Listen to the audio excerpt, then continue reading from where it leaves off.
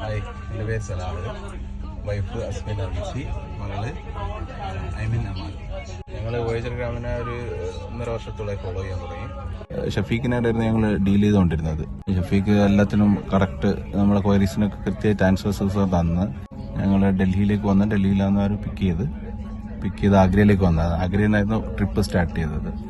പിന്നെ അവിടെ താജ്മഹൽ, പിന്നെ ആഗ്ര ഫോർട്ട് ഒക്കെ കണ്ട് പിന്നെ ഡൽഹിയിൽ 1-2 ദിവസം ഉണ്ടായിരുന്നു. ശരിക്കും ഞങ്ങളൊരു ഡ്രീമായിരുന്നു ഈ ട്രിപ്പ് എന്ന് പറഞ്ഞാൽ. കുറേ കാലമായിട്ട് ഇങ്ങനെ ആഗ്രഹിച്ചു വെച്ചൊരു ട്രിപ്പായിരുന്നു. അപ്പൊ ശരിക്കും അതുപോലെ തന്നെ ഒരു പ്രശ്നങ്ങളും ഇല്ലാണ്ട് ഇതിപ്പോൾ കഴിഞ്ഞ് ഞങ്ങൾ റിട്ടേൺ ചെയ്തുകൊണ്ടിരിക്കുകയാണ്. നല്ല സർവീസ് ആയിരുന്നു ഇവരുടേത്. നമുക്ക് ഒരു തരത്തിലുള്ള ബുദ്ധിമുട്ടുകളൊന്നും നേരിടേണ്ടി വന്നിട്ടില്ല. നല്ല നോളജബിൾ ആയിട്ടുള്ള ഗൈഡുമാരായിരുന്നു. ഏത് സ്ഥലത്ത് പോകുമ്പോൾ അതിനെ പറ്റിയുള്ള എല്ലാ കാര്യങ്ങളും നമുക്ക് അവർ പറഞ്ഞു തരും.